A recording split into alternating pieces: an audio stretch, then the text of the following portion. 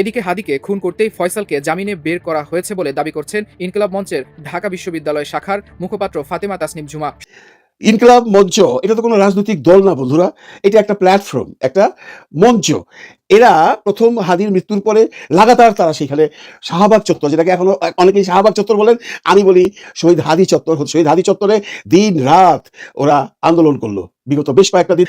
সেই আন্দোলনে কারা আসছে? সেই আন্দোলনে কি ইনকিলাব মঞ্চের সদস্যরা আসছে? না, আমরা বহু মানুষের ইন্টারভিউ দেখছি, হাজব্যান্ড ওয়াইফ বাচ্চা নিয়ে আসছে, তাকে জিজ্ঞাসা করা হচ্ছে আপনি কি ইনকিলাব মঞ্চের সদস্য? বলছে না, আমি ইনকিলাব মঞ্চের কোনো সদস্য না, আমি হাদির জন্য এসেছি। আপনি বহু বাচ্চাকে নিয়ে আসছেন কেন?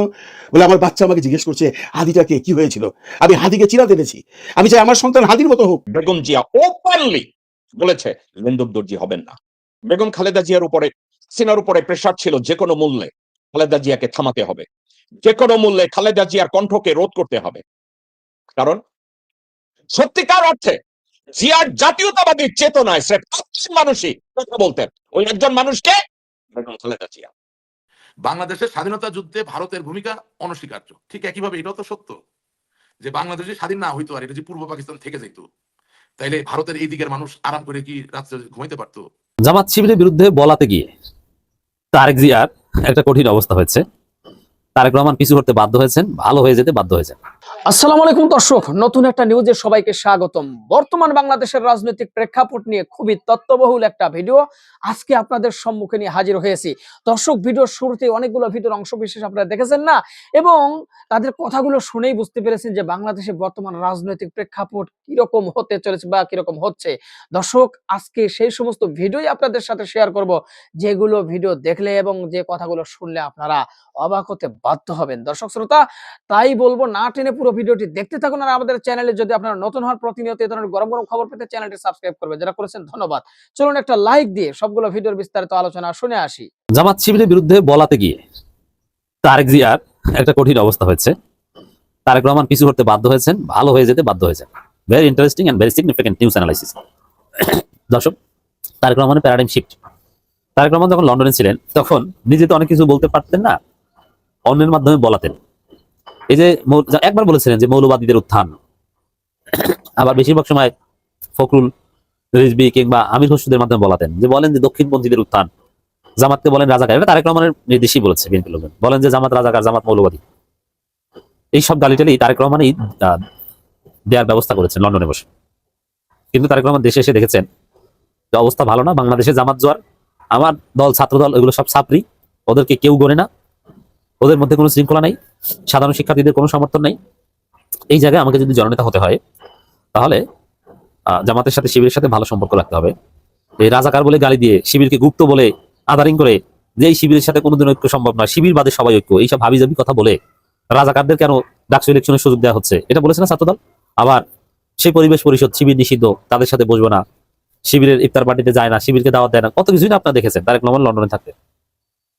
আরো জামাতকে রাজাকার বলে গালি টালি দেওয়া, এগুলো তো আছেই। ফজু পাগলার মাধ্যমে তারেক রহমান তার মনের অনেক কথা বলাতেন। কিন্তু দেশে আসার পর দেখছেন যে বাস্তবতা এত সোজা না, দেশে আসছি কোনো হাইপ নাই, অতএব আমাকে খালেদা জিয়ার আদর্শ ধারণ না করলে আমার কপালে বিপদ আছে। তারেক রহমান এর ফলে পরিস্থিতি দেখে পিছু হতে বাধ্য হয়েছে। আমি কয়েকটা বিষয় দেখি। কিছুদিন আগে ছাত্র দলের ছেলেরা শিবিরকে কি গালাগালি করতো, গুপ্ত টুপ্ত অমুক তমুক, দেখেছেন না? এবং ঐক্যের কথা ছাত্র দলের সেক্রেটারি সাংবাদিক প্রশ্ন করেছে, শিবিরের সাথে কোনোদিন ঐক্য হবে না, মুনাফেক, কোনো বসাবসি নাই। কিন্তু সেই দলে তারেক রহমান এখন বলছে ছাত্র দল শিবির কাঁধে কাঁধ মিলিয়ে তোমরা কাজ করো। মজা না? শিবিরের বিরুদ্ধে প্রচারণা চালাও, এটা ছিল তারেক রহমানের নির্দেশ। আর প্রচারণা চালাতে যে শত শত হাজার হাজার বট আইডি, ভুয়া পেজ টেজ খুলে নারী শিক্ষার্থীদের চরিত্র হরণ করতো ছাত্র দলের ছাত্রীরা। হঠাৎ করে তারেক রহমান নির্দেশ দিয়েছে এইসব সব বন্ধ কর, ভালো হয়ে যা। ছাত্র দল অনেকগুলো পেজ বন্ধ করে দিয়েছে। এটা হচ্ছে পিছু হটা। কারণ দেখেছে ওইসব ভুয়া পেজ ওটাতে ছাত্র দল, ওটা শিবির প্রমাণ করে দিয়েছে।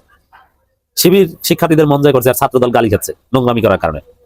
অতএব তারেক রহমান নির্দেশ দিয়েছে নোংরামি বাদ দাও, পেজ বন্ধ করে দাও, পেজ বন্ধ করে দিয়েছে।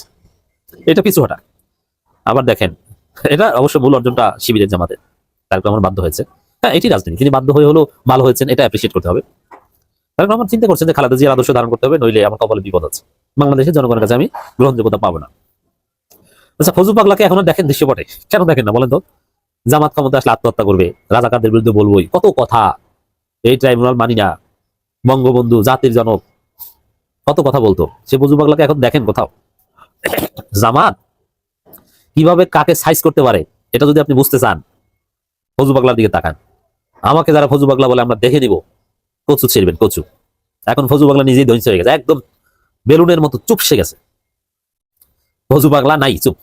নাকে খত দিয়ে ট্রাইব্যুনালে যে ক্ষমা চেয়ে এসেছে, আর কোনোদিন আব্বা এরকম কথা কম না, এটা বলে আসছে। জামাতের বিরুদ্ধে কিছু বলে না। সাইজ কিভাবে কি করতে হয় বুঝতে পারছেন তো।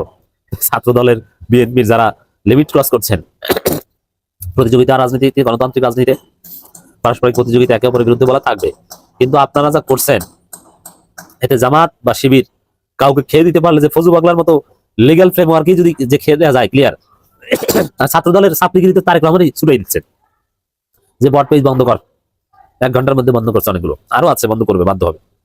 এখন শিবিরের সাথে তারেক রহমানের যে কানেকশন হয়েছে, তাতে তাতে ছাত্র দলের কোন আইডি, কোন নেতা কি আকাম করে, নারীদের বিরুদ্ধে স্লাট শেমিং করে, চরিত্র হনন করে, নারী বিদ্বেষী বক্তব্য দেয়, এটা সাদিক ক্যামেরায় তারেক রহমানকে ফোন দিয়ে বলতে পারবো যে ভাই দেখেন, প্রমাণ সহ দিতে পারবে, এর কানেকশন হয়েছে। তো দর্শক, একটা বিষয়ে আপনি দেখবেন যে তারেক রহমান দেশে আসার পর সামনে দেখবেন যে জামাতকে রাজাকার, মুক্তিযুদ্ধ বিরোধী, অমুক তমুক, এই যে ন্যারেটিভ, এটা বলা কিছুটা বন্ধ হবে। তারেক রহমান সিদ্ধান্ত নিয়েছে বাবারা এগুলো বলা যাবে না, এতে উল্টো অ্যাকশন, এতে আমাদের ভোট বাড়ে, আমাদের ভোট কমে। তারেক রহমান এখন নির্দেশ দিয়েছে যেগুলো বলবা কম, আগের মতো বলবা না, কারণ এতে লাভ নাই। তো তারেক রহমান পিছু হটেছে। আমি বলছি, আপনারা লিখে রাখেন, তারেক রহমান লন্ডনে থাকতে জামাতকে যেভাবে রাজাকার বলা হয়েছে, 71 প্রশ্নে বেশিং করা হয়েছে, তারেক রহমান দেশে আসার পর, বিশেষ করে খালেদা জিয়ার মৃত্যুর পর থেকে, এটা আপনি ওইভাবে আর দেখবেন না, কারণ তারেক রহমান নিষেধ করে দিয়েছে যে জামাতকে এটা বলা যাবে না, বললে জামাতের লাভ। মজার বিষয়, যখন ছাত্রদল তাদের অনেকগুলো বট নারী হ্যারাসমেন্ট করতো যেসব আইডি পেজ থেকে, সেগুলো বন্ধ করে দিয়েছে।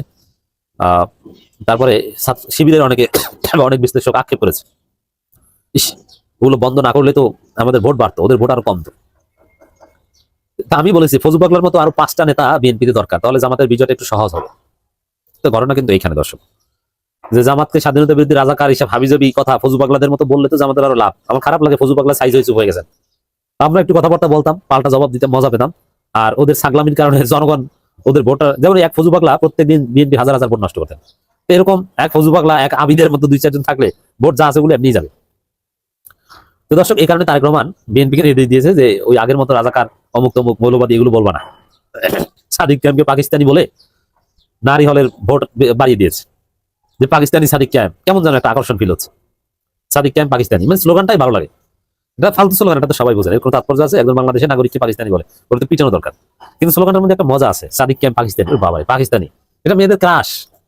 পাকিস্তানি ছেলেরা বাংলাদেশের মেয়েদের ক্রাশ, শাহিদ আফ্রিদি আপনারা দেখেছেন, আরো কত আছে। আর পাকিস্তানি মেয়েরা বাংলাদেশের ছেলেদের ক্রাশ, পাকিস্তানি 3 পিস মেয়েদের পছন্দ। তো মেয়েরা তো পাকিস্তানি শুনে ভোট আরো বেশি দেয়। কোন মেয়েরা? যারা হিজাব পরে না, সেই মেয়েরাই। যাক দর্শক, এখানে তারেক রহমান এই নির্দেশনা দিয়ে দিয়েছেন যে জামাতের বিরুদ্ধে হাবিজাবি বলবা না। 2024-এর যে কোটা আন্দোলন হয়েছিল, সেখান থেকে সেই আন্দোলন বৃদ্ধি হইয়া কোন পর্যায়ে গেছিল, একটা সরকার পতন হয়ে গেছিল, সেই ইতিহাস তো আপনারা কেউ এখনো ভুলেন নাই। আমরা কি আবার সেরকম কোনো আন্দোলন দেখতে যাচ্ছি, যেখানে জুলাই বিপ্লবটাকে মোটামুটি মানুষের মন থেকে উঠিয়ে দেওয়া হয়েছিল? সবাই জুলাই বিপ্লবের কথা ভুলে গেছে, সবাই সংস্কারের কথা ভুলে গেছে, কেউ আর এখন হ্যাঁ ভোট না ভোট নিয়ে কোনো কথা বলে না। সবাই কি আগে জায়গায় চলে গেছে, ইলেকশন, এমপি হবো, বালকা পাবো, এই তো চলছে বাংলাদেশ। এই জন্য কি জুলাই যুদ্ধ হয়েছিল? এই জন্য কি 1400 প্রাণ গেছে? এই জন্য কি শত শত আহত পঙ্গু ছেলেপেলেরা এখনো তার জীবন যুদ্ধে লড়তেছে? তাই তো মনে হয় আমরা তো সেই জাতি। কিন্তু না, তা হতে দিবে না। হাদি শহীদ হয়ে জুলাইকে বাঁচিয়ে রেখেছে। আপনারা দেখতেছেন অবস্থা। ইনকিলাব মঞ্চ, এটা তো কোনো রাজনৈতিক দল না বন্ধুরা, এটা একটা প্ল্যাটফর্ম, একটা মঞ্চ। এরা প্রথম হাদির মৃত্যুর পরে লাগাতার তারা সেখানে শাহবাগ চত্বর, যেটাকে এখনো অনেকেই শাহবাগ চত্বর বলেন, আমি বলি শহীদ হাদি চত্বরে দিন রাত ওরা আন্দোলন করলো বিগত বেশ কয়েকটা দিন। সেই আন্দোলনে কারা আসছে? সেই আন্দোলনে কি ইনকিলাব মঞ্চের সদস্যরা আসছে? না, আমরা বহু মানুষের ইন্টারভিউ দেখছি, হাজব্যান্ড ওয়াইফ বাচ্চা নিয়ে আসছে, তাকে জিজ্ঞাসা করা হচ্ছে আপনি কি ইনকিলাব মঞ্চের সদস্য? বলছে না, আমি ইনকিলাব মঞ্চের কোনো সদস্য না, আমি হাদির জন্য এসেছি। আপনি বহু বাচ্চাকে নিয়ে আসছেন কেন? বলে আমার বাচ্চা আমাকে জিজ্ঞেস করছে হাদিটাকে কি হয়েছিল, আমি হাদিকে চিরাতে এনেছি, আমি চাই আমার সন্তান হাদির মতো হোক। এই যে মানুষের সেন্টিমেন্ট নিয়ে ইনকিলাব মঞ্চ চলছিল ভাই, দিন নাই রাত নাই, সারা রাত ছেলে মেয়ে, একটি দল সারাদিন থাকে, রাত্রেবেলায় চলে যায়, রাত্রেবেলা আরেকটি দল আসে, তারা সারাদিন ঘুমায়, তারপর আরো আসে, এইভাবে চলছিল। এবং বাংলাদেশে একটা নতুন আন্দোলন এরা সৃষ্টি করে রাখছে, সামান্য একটা মঞ্চ, যার কোনো পলিটিক্যাল ব্যাকগ্রাউন্ড নাই, যার পিছনে কোনো পলিটিক্যাল মদত নাই, এরাই তো জুলাইকে বাঁচিয়ে রাখতেছে। তারপর দেখেন এরা এত ভদ্র, এত মার্জিত, খালেদা ম্যাডামের জানাজার দিন তারা স্থগিত করলো, তারেক রহমান যেদিন হাদির কবরস্থান জিয়ারত করতে গেল ঢাকা ইউনিভার্সিটিতে, সেদিন তারা অবরোধ দিয়ে অন্যদিকে চলে গেল। আবার আজকে ঢাকা ইউনিভার্সিটির মসজিদে জুম্মার নামাজ শেষ করে আজকে আবার বসছে এবং মাগরিবের আগে তাদের সেই প্রোগ্রাম পোস্টপোন করে দিছে, স্থগিত করে দিছে। তারা বলছে 7ই জানুয়ারির মধ্যে যদি সরকার কোনো ব্যবস্থা না নেয় তাহলে তারা হরতাল দেবে, প্রয়োজনে অবরোধ দেবে, প্রয়োজনে সারা বাংলাদেশকে অবরোধ করে দেবে। কেন করছে ওরা? একটি হাদির জন্য করছে। হাদিটা কে? হাদি আমাদের পথ প্রদর্শক। হাদি আমাদেরকে বুঝিয়ে দিয়ে গেছে আমরা কোথায় ছিলাম, আমরা কোথায় আছি, আমরা কোথায় যেতে চাই। এর জন্যই হাজারো লাখো জনতা ইনকিলাব মঞ্চের পিছনে এসে শাহবাগে ঠান্ডার মধ্যে কন করে ঠান্ডা মানুষ ঘরে থাকতে পারে না, সেইখানে সারা রাত থেকে থেকে আন্দোলন করছে। এটা কি চারটিখানিকতা? যার পিছনে নেই কোনো মদত, যার পিছনে নেই কোনো অর্থ, যার পিছনে নেই কোনো মানুষ, যার পিছনে নেই কোনো দল, সবই মানুষের ভালোবাসা। হাদিকে বাংলার সমস্ত মানুষ ভালোবাসতো, কিন্তু অনেকেই হাদিকে পছন্দ করতো না। আমরা বিভিন্ন টক শোতে দেখেছি, আমরা এটাও দেখেছি যে ফখরুল ইসলাম আলমগীর সাহেব উসমান হাদিকে চিনে না, জিজ্ঞেস করছে পাশের লোকটাকে, এই যে ছেলেটা মারা গেছে ওর কি নাম, কি মঞ্চ, ইনকিলাব মঞ্চ বলেছে, উনি 3বারে হাদির নাম তাকে পাশ থেকে বলে দেওয়া হয়েছে। নীলিফার চৌধুরী মনি বলছে হাদি ছিল একটি গিনিপিক। এইভাবে কথা বলবেন না ভাই আপনারা। হাদি হতে পারবেন না আপনারা, হাদি কেউই হতে পারবে না। হাদি একটাই জন্ম নেয়, হাদি ক্ষণজন্মা। এবং এই জন্যই আজকে এত মানুষ এই হাদি চত্বরে এসে বসেছে। এবং এই যে আন্দোলন, এটার রূপরেখা কোন দিকে যাবে আমরা কেউ বলতে পারি না। এরা আজকে এদের যে সদস্য সচিব জাবের বলে দিয়েছে যে আমরা প্রয়োজনে সরকার পতন আন্দোলনে যাব। লক্ষণ ভালো না বন্ধুরা। কেন যাবে বা কেন যাবে না? সরকারের এই ছেলেটাকে ধরার পিছনে কতটুকু ইচ্ছা আছে সেটা এখন প্রশ্ন সাপেক্ষ। আপনারা জানেন ওর একটা ভিডিও আজকে 3 দিন যাবত চলছে, 3 রকম ভিডিও সে দিচ্ছে। সে বলছে আমি সার্জায় আছি, অমুক জায়গায় আছি, এবং এটা যে এআই নয় এটা প্রমাণ হয়ে গেছে। রিভার্স স্ক্যানার বলে দিয়েছে দিস ইজ নট এআই, এটা অরিজিনাল ভিডিও। এই এত কথা বলছে, এর লোকেশন ট্র্যাক করতে পারে না, সার্জায় হোক আর যেখানেই হোক। এ কোত্থেকে এই ভিডিওটা আপলোড করেছে? ইচ্ছা করলে পারে। ইউনিশ সরকার পারে না এমন তো কোনো কাজ নেই, ওনার তো অনেক ক্ষমতা। উনি যদি ইলিয়াসের ভাষ্য অনুযায়ী ইলিয়াসের পেজ বন্ধ করে দিতে পারে, পিনাকিদার পেজ বন্ধ করে দিতে পারে, তাহলে কি এই ছেলেটা কোথা থেকে এই বার্তাগুলো দিচ্ছে সেটা পারে না? পারে তো। মানুষের তো এই জন্যই সন্দেহটা হয়। এই যে ছেলেটা এভাবে লাগাতার ভিডিও দিয়ে যাচ্ছে এবং বিভিন্ন ধরনের লোকজনের নাম বলে যাচ্ছে, একজন র্যাবের কর্মকর্তা, একজন র্যাবের এএসআই, একজন র্যাবের ইনফরমার নাম ধরে দিলে, কি কাউসার নাম, আরো জন্য কি কি নাম বললো, এদেরকে বলিয়ে দিচ্ছে ছেলেটা যে এরা এই জায়গায় আছে। আমরা তো একটা জিনিস স্পষ্ট তো যে এই ছেলেটা একা দায়ী নয়, এর পিছনে একটা বিরাট গ্যাং জড়িত আছে, বিরাট একটা গ্যাং আছে। ওকে তো নাম বলে দিচ্ছে, তাহলে কেন সরকারের আইন শৃঙ্খলা রক্ষাকারী বাহিনী এই যে যাদের নাম বলা হয়েছে তাদেরকে অন্তত ডেকে এনে জিজ্ঞাসাবাদ করে না, বা তাদেরকে কেন তদন্ত করে না যে তোমাদের সম্পর্কে যে বলছে এই ফয়সাল, এগুলোর সত্যতা বা মিথ্যা যাচাই করে প্রমাণ করো? পারে তো। সেইটা না করে 3 দিন আগে দেখলাম কি মিনিস্ট্রি অফ হোম থেকে বলা হচ্ছে মেঘালয়ের পুলিশ বলেছে আমরা বাংলাদেশ থেকে আগত কয়েকজন সন্ত্রাসীকে ধরেছি। তার 2 মিনিটের মধ্যে খবর চেঞ্জ, বলছে মেঘালয় পুলিশ বলছে না আমরা এই ধরনের কোনো খবর ইনফরমালি দিইনি। এগুলো করে সরকার কি তার প্রতি সন্দেহটা বাড়াচ্ছে না? এই ইনকিলাব মঞ্চের ছেলেরা যদি এখন সরকার পতনের আন্দোলনে যায়, এটা কি খুব ভালো হবে ইলেকশনের আগে? এবং এরা এটাও বলেছে যে আমরা আগামীকাল থেকে আগামী 2 দিন বিভিন্ন দলের কাছে যাব, যে তাদের কাছে 4 দফা দাবি নিয়ে আমাদের সাথে একাত্মতা ঘোষণা করতে বলবো। এখন দেখবো কারা আসে, কারা যায় না। আসা উচিত ভাই। আমি বৈষম্যবিরোধী আন্দোলন থেকে যারা এসছেন, এই নাহিদ, সার্জিস, এদেরকে বলছি দয়া করে আপনারা সেখানটায় যান। আমি বিএনপিকে অনুরোধ করবো আপনারা সেখানটায় যান। আমি সাদেককে অনুরোধ করবো আপনারা সেখানটায় যান। এদের হাতকে শক্ত করেন। কারণ হাদির বিচার যদি এই দফায় না হয়, ইলেকশন হয়ে গেলে হাদিকে সবাই ভুলে যাবে। আমরা হাদিকে ভুলতে চাই না ভাই, আমরা হাদিকে ভুলতে চাই না। আমরা শুধু আমরাই না, বাংলাদেশের কোনো মানুষই হাদিকে ভুলতে চায় না। এই আন্দোলন ধীরে ধীরে সমস্ত দেশে ছড়িয়ে পড়বে। এরপরে ইলেকশনটা পাঞ্চাল হয়ে যাবে। তাহলে কি ধরে নেবো কোনো একটা গ্রুপ চাচ্ছি ইলেকশনটা বন্ধ হয়ে যাক? আমরা তো চাই না, আমরা চাই একটা ইলেকশন হোক। এই আন্দোলনকে স্থিমিত করতে হলে যে কোনো একটা বড় অ্যাকশন যদি গভর্নমেন্ট মানে স্বরাষ্ট্র মন্ত্রণালয় না নেয়, তাহলে এর আকার অনেক বিকট ধারণ করে ফেলবে, যেটার খেসারত হয়তো বা অন্যভাবে দিতে হবে আমাদের। আমরা সেই জিনিসটা চাচ্ছি না।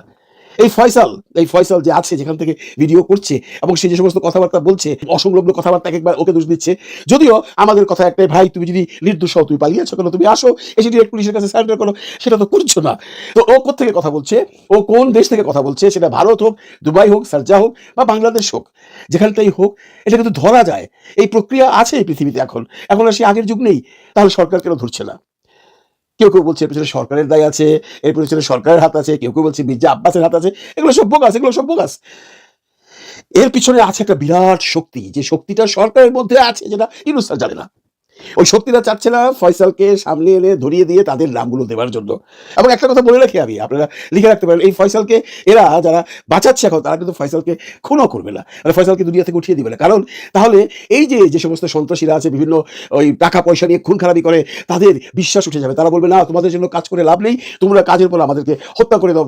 ফয়সালকে হত্যা করছে, এই জন্য ফয়সালকে ওরা হত্যা করবে না। কিন্তু ফয়সালকে সামনে আসতে দিচ্ছে না। এটি খুব একটা বড় ব্যাপার। সেটা ভারতে থাকুক, সেটা দুবাই থাকুক, সেটা শারজায় থাকুক, তাকে ধরা নাকি খুব বড় ব্যাপার? খুব একটা বড় ব্যাপার নয়। সরকার কি চেষ্টা করছে যে এর পিছনে কারা কারা আছে আমরা একটু খোঁজ নেই? এমন কোনো ঘটনা আপনারা দেখেছেন? কোনো ডিপার্টমেন্ট থেকেই তো আমরা এখন পর্যন্ত শুনিনি, সেটা নজরুল ইসলাম স্যার বলুন আইন মন্ত্রণালয় বা জাহাঙ্গীর আলম চৌধুরী বলুন আমাদের স্বরাষ্ট্র মন্ত্রণালয় থেকে। শুধু একটাই পরিবর্তন এনেছেন, স্বরাষ্ট্র মন্ত্রণালয় থেকে খুদাবর সাহেবকে সরিয়ে দিয়েছেন। এতে করে হাদির হত্যার বিচারের কোনো সমাধান হয়েছে? দর্শক, আশা করি সবগুলো ভিডিও দেখেছেন এবং বিস্তারিত আলোচনা শুনেছেন। এবার অবশ্যই আপনাদের মূল্যবান মতামতটা জানিয়ে দিবেন, পারলে ভিডিওটি শেয়ার করবেন। আর আমাদের নাসির বার্তা ইউটিউব চ্যানেলে যদি আপনারা নতুন হন, প্রতিনিয়ত এ ধরনের আপডেট গরম গরম খবর পেতে আমাদের এই চ্যানেলটি সাবস্ক্রাইব করে আমাদের সাথে থাকবেন। ইতিমধ্যে যারা অলরেডি সাবস্ক্রাইব করে দিয়েছেন সবাইকে অসংখ্য ধন্যবাদ জানিয়ে আজকের মতো এখানেই বিদায় নিচ্ছি। আবারও দেখা হবে, কথা হবে নতুন কোনো টপিকে, নতুন কোনো ভিডিও নিয়ে। সে পর্যন্ত সবাই ভালো থাকবেন, সুস্থ থাকবেন। আল্লাহ হাফেজ।